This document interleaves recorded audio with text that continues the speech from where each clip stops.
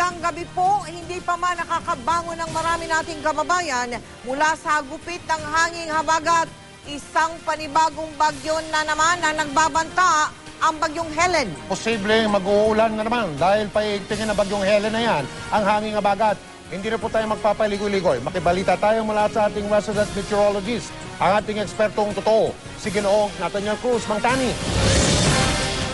Mel, Mike, isa ng tropical storm ang bagyong Helen. Ibig sabihin, mas lumakas na ito kaya naman nakatas ng storm signal number 1 sa mga probinsya ng Quirino, Aurora, Isabela, Kalinga, Apayao, Cagayan, Babuyan Group of Islands, Calayan Group of Islands at Batanes Group of Islands.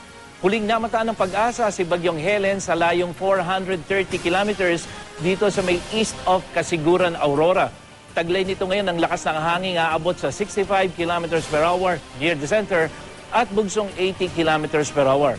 Kumikilos ito pa west-northwest sa bilis na 13 km kada oras. Base sa datos na nakalap ng Weather Central, maliit ang tsansang maglandfall ito.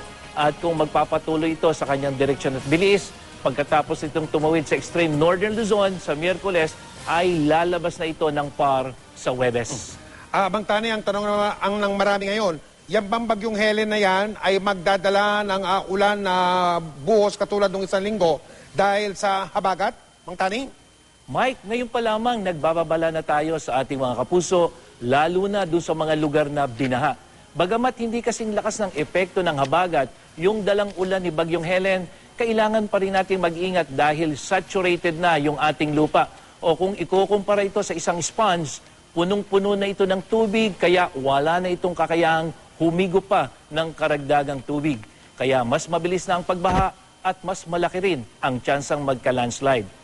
Tingnan naman natin yung hatak ng bagyong si Helen sa hanging habagat kung ikukumpara natin sa hatak ng habagat na dala-dala nitong bagyong si Haikui.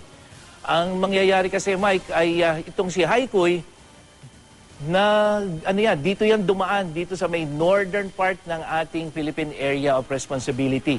Matagal itong dumaan dito at bago tumama dito sa may China, ito ay lumakas pa kaya tuloy-tuloy yung naging hatak nito sa hanging habagat at yun yung naranasan nating mahigit 1 linggong pagulan. Samantalang itong si bagyong Helen ngayon, ayon sa pinakita nating track, ito ay tatawid ng extreme northern Luzon pagkatapos didiretso ito ng China. Kapag ito ay nagtuloy-tuloy ng kanyang direksyon, pagdating ng Huwebes, nasa labas na ito ng Philippine Area of Responsibility, yung hanging habagat, dadali na rin niya papalayo dito sa atin.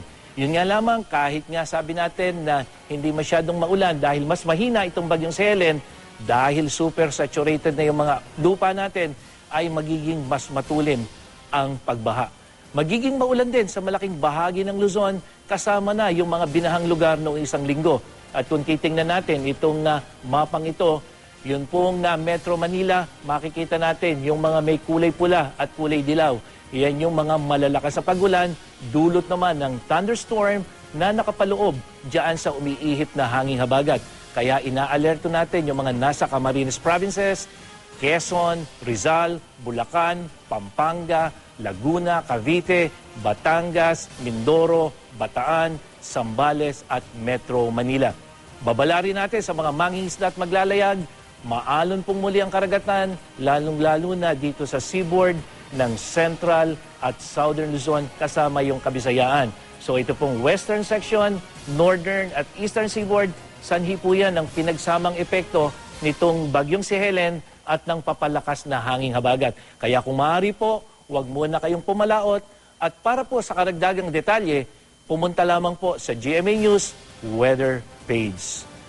Ano man ang panahon, magplano, magsiguro, makibalita sa GMA Weather.